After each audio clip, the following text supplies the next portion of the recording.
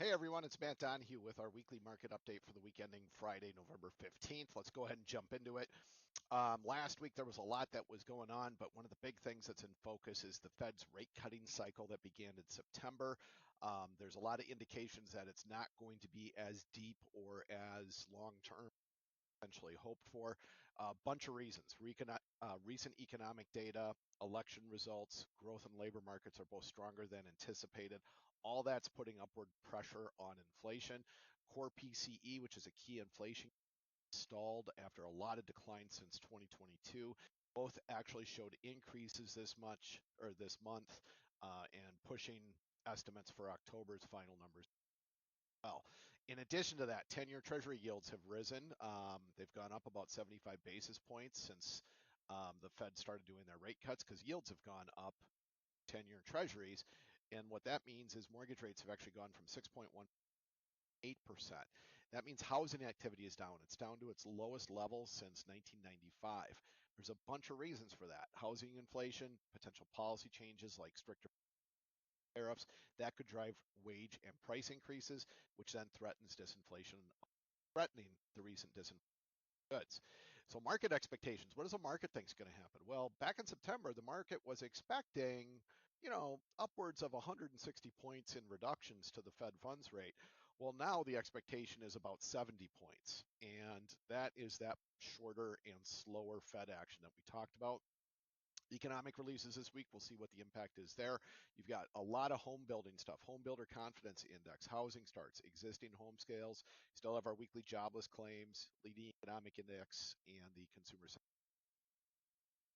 Last week, quote of the week, hope and fear. This comes from the ancient Stoic Hecateo, known as Hecateo of Rhodes. I could say I'm Matt of San Antonio. But Hecateo says, cease to hope and you will cease to fear.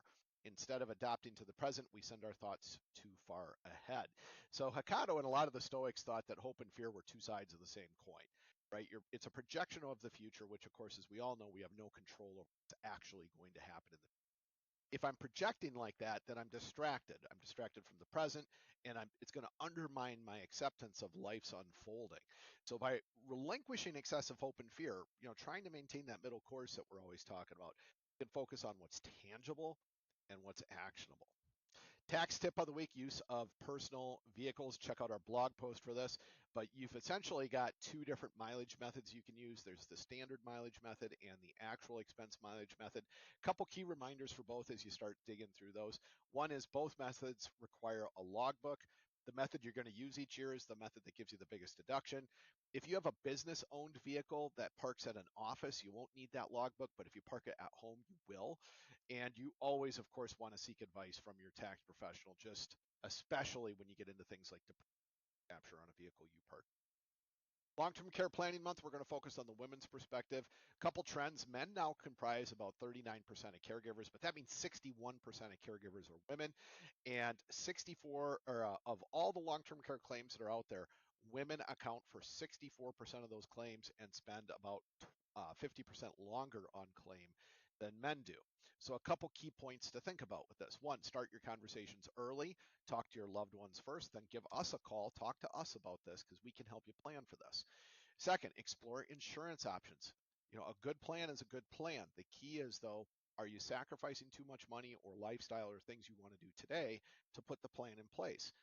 Insurance, dollar for dollar, is in many cases by far the most affordable, solid financial plan behind what you want to see happen if you or your loved one ends up in long care scenario. And then the financial impact. Women in caregiving roles usually have an income loss. Interesting, when you read the article this week, you'll see that women tend to spend, like we said before, 61% of caregivers are women, 39% are men.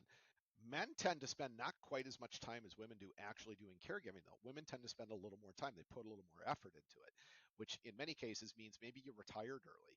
Maybe you had to take a cutback at work. Maybe you had to reduce hours or something. So it will negatively affect your income, is what we're getting at. Could potentially affect pensions, social security benefits, things like that later on as well. So do a good plan because it doesn't just take care of you if something happens to you, it takes care of the people you love, right? It helps them as well. But again, like Hecateo said, right? Long-term planning, it's important, but we don't want to obsess over it, right? We want to make sure that, hey, I've got a good plan. I'll be okay, but I did these things today that are actionable and tangible.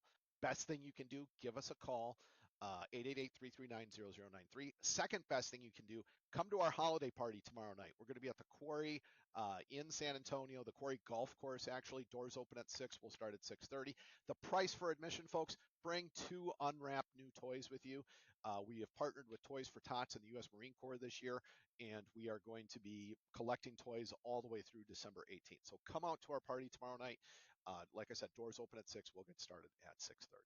Thanks again, everyone. Have a great rest of your week. Hopefully, we'll see a bunch of y'all tomorrow night. Otherwise, hey, if you want to do Toys for Tots, but you're not in San Antonio, go on the Toys for Tots website, and they have a great location finder you can use.